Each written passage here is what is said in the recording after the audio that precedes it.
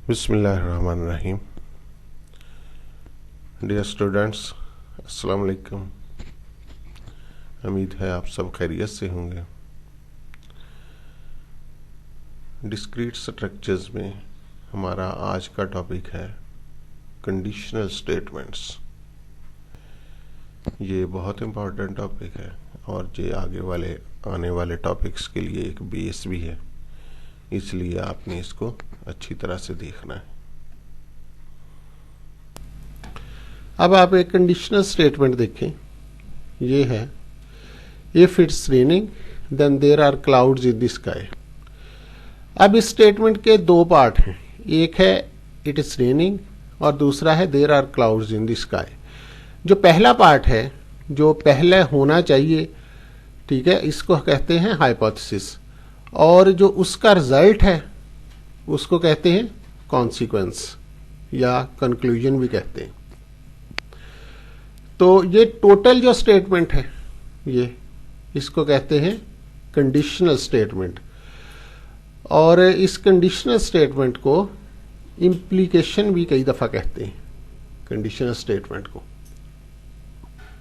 क्योंकि इसमें implies that का सिंबल आता है। तो ये दो पार्ट हैं इसके, एक P है इट इज रेनिंग और दूसरा Q there are clouds in the sky. तो हमने अब इसके नाम रख लिए हैं, इस स्टेटमेंट का नाम हमने रख लिया है P और इस स्टेटमेंट का नाम रख लिया है Q। तो आइंदा हम ये सारा लिखने की बजाय हम इट्स रेनिंग जहाँ पे लिखना है तो वहाँ P लिख देंगे, और जहाँ पर there are clouds in the sky यानी कि जहाँ पर कॉन्सिक्वेंस होगा वहाँ पर हम Q लिख देंगे। यानी हाइपोथेसिस की जगह हम P लिख दिया करेंगे और जो हमारा कॉन्सिक्वेंस है उसकी जगह हम Q लिख दिया करेंगे। तो ये सारी स्टेटमेंट लिखने की बजाय हम P इम्प्लाइज Q ये लिख दिया करेंगे, तो वो इम्प्लीकेशन बन जाएगी। और हाइपोथेसिस के और भी नाम हैं, हाइपोथेसिस को हम प्रेमिस, एंटीसीडेंट ये भी कहते हैं, और Q को कंक्लूजन या कॉन्सिक्वेंस, ये दोनों नाम चलते हैं, ठीक है। तो ये हमारे पास हाइपोथेसिस है, ये हमारे पास कंक्लूजन है, और जो टोटल स्टेटमेंट है इसको कंडीशनल स्टेटमेंट या इम्प्लीकेशन हम कहेंगे।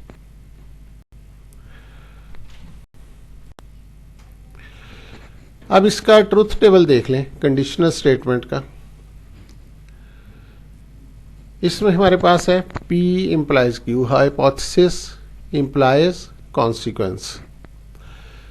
तो ये हमने P की वैल्यूज लिख दी हैं, ट्रू ट्रू फॉल्स फॉल्स, ठीक है। तो इसके बाद Q ट्रू फॉल्स ये इस तरह लिख लेते हैं। अब हमने इसका रिजल्ट देखना है। जब हमारे पास हाइपोथेसिस ट्रू है यानी इट इज रेनिंग, बारिश हो रही है, कॉन्सिक्वेंस भी ट्रू है, ठीक है, क्लाउड्स इन द स्काई है, तो इसका मतलब है वो स्टेटमेंट जो कंडीशनल स्टेटमेंट थी वो हमारी ट्रू है।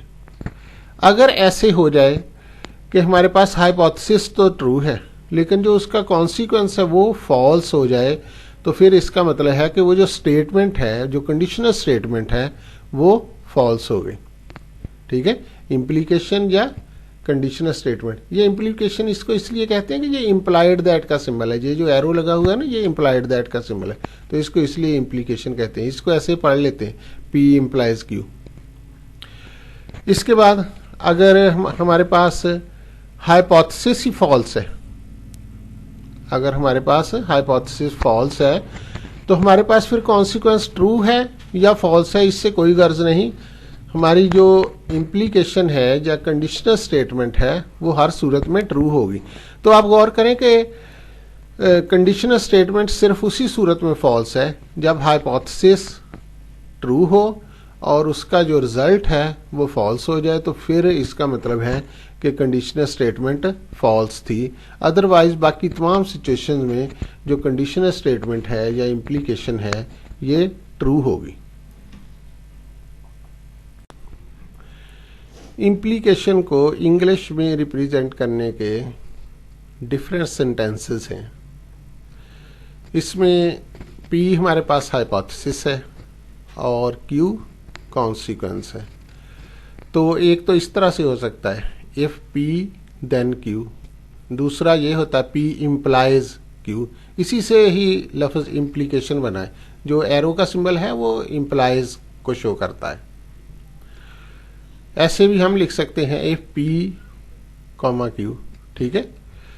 तो P की जगह अगर आप पुट करके देखें ना, जो हमारे पास हाइपोथेसिस है इट्स रेनिंग, और Q की जगह आप पुट करके देखें there are clouds in the sky, तो ये आपके पास एक सेंटेंस बन जाएगा, ठीक है।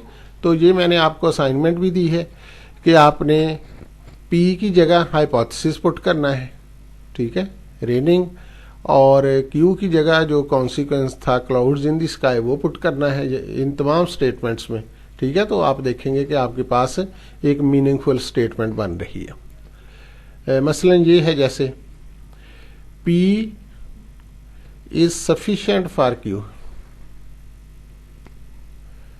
P is sufficient for Q। तो जो फॉर वाला जो पार्ट होता है ना सफिशिएंट में, वो होता है कॉन्सिक्वेंस। नेसेसरी में उल्ट होता है, नेसेसरी में जो फॉर वाला पार्ट होता है वो आपके पास हाइपोथेसिस होता है नेसेसरी में।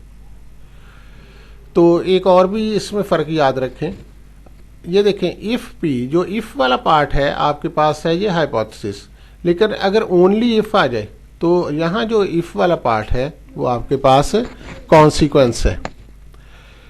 तो आपने इनको इस तरह अच्छी तरह से कर लेना है। जो व्हेन एवर है इसको याद करें कि ये इफ वाला ही काम करता है, व्हेन एवर, ये जो इफ है ना वो व्हेन एवर वही काम करता है, ठीक है। तो आपने इन तमाम स्टेटमेंट्स में P को रिप्लेस करना है रेनिंग से और Q को रिप्लेस करना है क्लाउड्स इन द स्काई, और इंग्लिश सेंटेंस के मुताबिक जो आपको हेल्पिंग वर्ब वगैरह लगाना पड़े वो लगा लेना। तो ये आपके पास एक मीनिंगफुल स्टेटमेंट्स बनेगी और इम्प्लीकेशंस बनेगी, ठीक है। तो ये आपने करना है, तो इससे आपकी ये प्रैक्टिस हो जाएगी। अब आपकी बुक का क्वेश्चन नंबर 13, इसको हम सॉल्व करते हैं। इसमें हमारे पास दो प्रपोजिशंस हैं।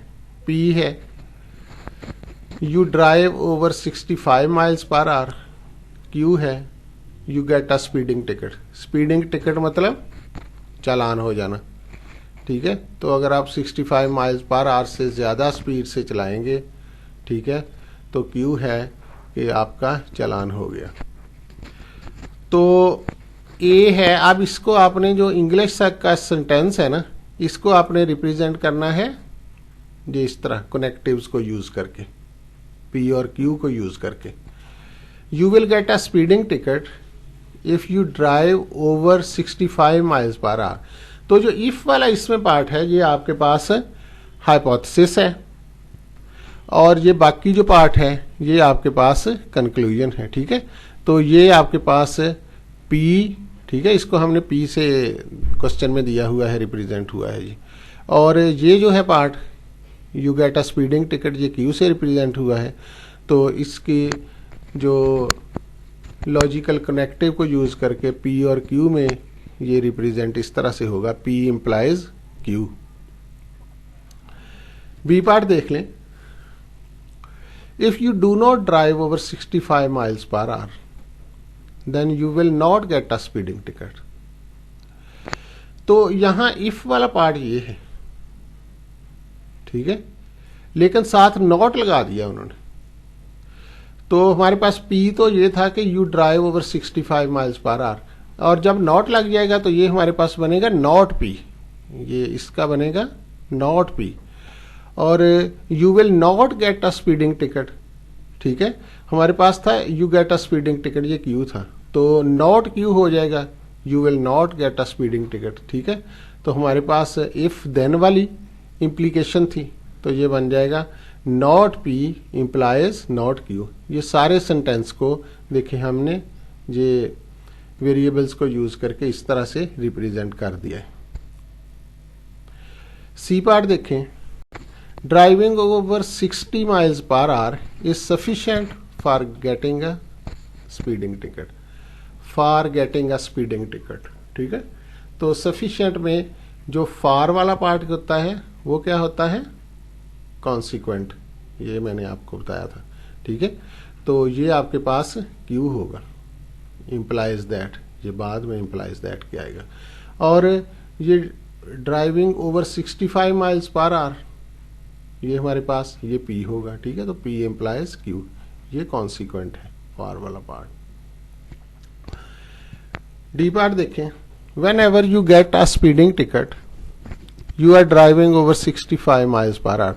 वेन एवर मैंने आपको बताया था कि ये वही काम करता है जो इफ करता है, ठीक है। तो इफ वाला पार्ट ये है, तो इफ आपके पास ये हाइपोथेसिस होता है, यानी इस तरफ आएगा, ठीक है। तो if you get a speeding ticket, इस तरह से आप इसको कंसिडर करें, तो ये बन जाएगा क्यू, ठीक है। और इम्प्लाइज दैट, और ये आपके पास कॉन्सिक्वेंट है, ठीक है। और ये है पी, यू ड्राइव ओवर 65 पर आवर, ये पी बनेगा, ठीक है। तो क्यू इम्प्लाइज पी, इसका ये बनेगा, ये इस तरह से ये आप इसको लिखेंगे।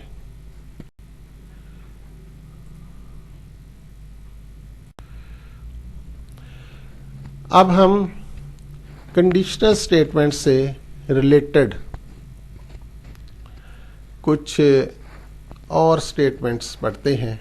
जो P इम्प्लाइज Q स्टेटमेंट है, कंडीशनल स्टेटमेंट है हमारे पास है, तो इसको किस तरह से हम इससे नई स्टेटमेंट बना सकते हैं। लेकिन लाजमी नहीं कि जो नई स्टेटमेंट इससे बने उसके मीनिंग भी यही हो। अब P इम्प्लाइज Q है, तो इसका कन्वर्स इस तरह से डिफाइन किया जाता है, Q इम्प्लाइज P। अब जो पहले हमने सबसे पहले जो स्टेटमेंट कंसिडर की थी P इम्प्लाइज Q, कि if it is raining then there are clouds in the sky, तो जब इसका कन्वर्स हम करेंगे तो कन्वर्स ये होगा, if there are clouds in the sky then it is raining, ठीक है ना। जो हमारे पास Q था, ठीक है, वो यहाँ आ गया है, और जो P था, ठीक है, वो इधर चला गया है, तो ये इसका कन्वर्स बन गया है।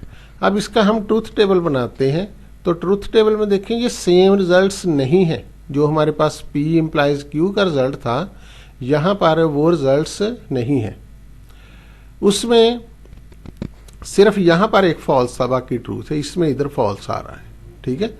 तो ये Q इम्प्लाइज P, यानी कि जो कन्वर्स है P इम्प्लाइज Q का, उसका जो टेबल है ये डिफरेंट टेबल है।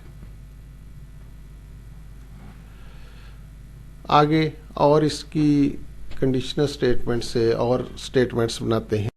तो इसके बाद अगली स्टेटमेंट जो बनती है वो है इससे रिलेटेड स्टेटमेंट, वो है Contra positive. Contra positive P implies Q का कॉन्ट्रा पॉजिटिव बनता है not Q implies not P।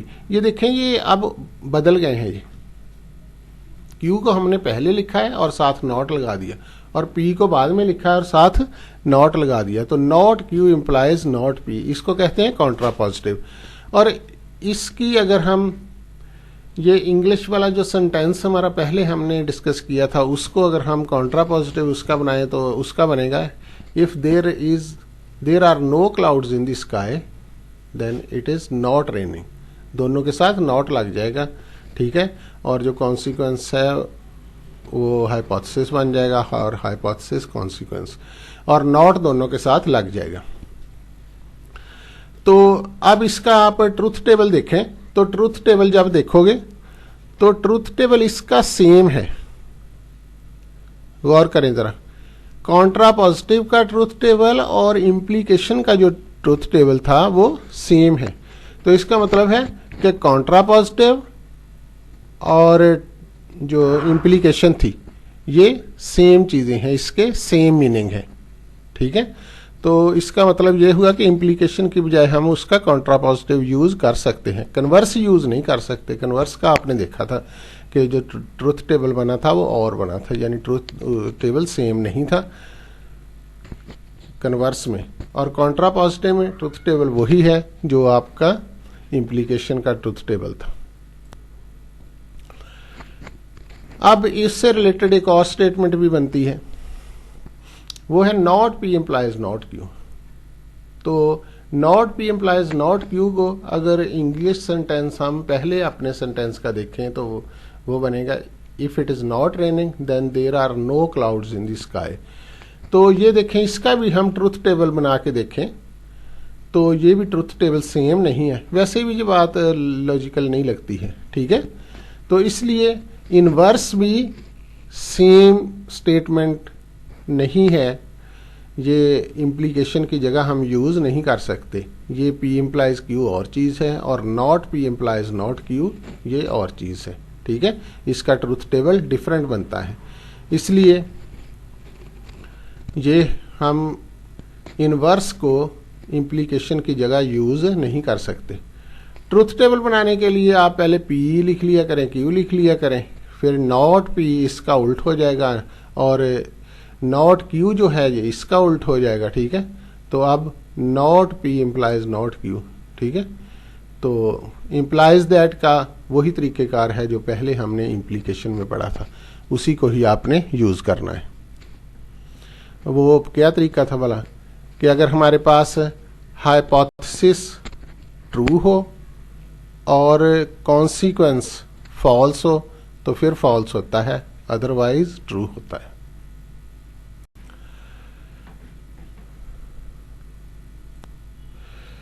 तो यहां मैंने सारों को इकट्ठा करके एक दफा लिख दिया है। तो इसमें बड़ा क्लियरली नजर आ रहा है कि जो हमारे पास इम्प्लीकेशन थी और जो कॉन्ट्रा पॉजिटिव थी, इनका टेबल जो है वो सेम बन रहा है। ये टेबल जो है ये है कन्वर्स का और ये टेबल जो है ये इनवर्स का है। तो ये आपस में सेम है, लेकिन ये इसके साथ सेम नहीं है इम्प्लीकेशन के साथ। इम्प्लीकेशन और कॉन्ट्रा पॉजिटिव ये सेम है, इसको हम इक्विवेलेंट कहते हैं। Conditional statements and its contrapositive are equivalent. तो इस तरह हम इसको लिख लिया करेंगे और इसकी बजाय ये यूज कर सकते हैं, इसकी बजाय ये यूज कर सकते हैं आगे क्वेश्चंस में। इसके बाद है हमारे पास बाई कंडीशनल। अब एक स्टेटमेंट आप देखें, if you began before 6 AM then you will reach in time. यानी ये स्टेटमेंट कह रही है कि अगर आप 6 बजे से पहले ही शुरू कर देते हैं चलना तो फिर आप इन टाइम पहुंच जाएंगे। एंड कन्वर्सली, और इसका उल्ट भी ट्रू है, अगर आप इन टाइम पहुंचे हैं तो इसका मतलब है कि आपने 6 बजे से पहले शुरू किया था। तो P ये स्टेटमेंट हम रख लेते हैं और ये देन वाला जो कॉन्सिक्वेंस है इसको हमने Q रख दिया। लेकिन चूंकि कन्वर्सली भी हमें दिया हुआ, एक तो P इम्प्लाइज Q है, ठीक है, ये जो स्टेटमेंट यहां तक है इन टाइम तक, लेकिन चूंकि आगे दिया हुआ है एंड कन्वर्सली और इसका उल्ट भी ट्रू है, तो हम ऐसे भी लिख सकते हैं Q इम्प्लाइज B। ये Q है, इम्प्लाइज B, ये हाइपोथेसिस है, तो फिर ये रिजल्ट उसका होगा।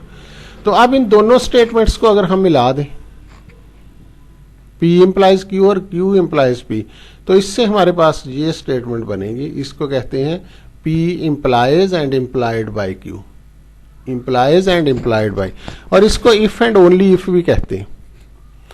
और इसको जो इंग्लिश लैंग्वेज में रिप्रेजेंट किया जाता है वो इसके लिए डिफरेंट स्टेटमेंट्स हैं, ये भी आप जहन में रखें। एक है P is necessary and sufficient for Q, P is necessary and sufficient for Q। देखिए नेसेसरी भी आ गया और सफिशिएंट भी, ये उधर हमने देखा था ना उल्ट थे एक दूसरे के, ठीक है। तो अगर दोनों आ जाए तो इसका मतलब है इम्प्लाइज एंड इम्प्लाइड बाय दोनों चीजें। If P then Q and conversely, ये ऊपर जैसे मैंने यूज किया है, इफ P देन Q और साथ कन्वर्सली लिख दिया, तो इसका मतलब ये P इम्प्लाइज Q होगा, कन्वर्स से उसका उल्ट हो जाएगा, दोनों को मिलाएंगे तो फिर इम्प्लाइज एंड इम्प्लाइड बाय ये बन जाएगा। और एक और तरीका है इसको लिखने का, वो है P if and only if Q, P if and only if Q। ये डबल F जो लिखा हुआ ना IFF, ये इफ एंड ओनली इफ को रिप्रेजेंट करता है। तो अगर हम इस तरह से लिखें तो फिर भी इसको हम बाई कंडीशनल ही कंसिडर करते हैं, ठीक है।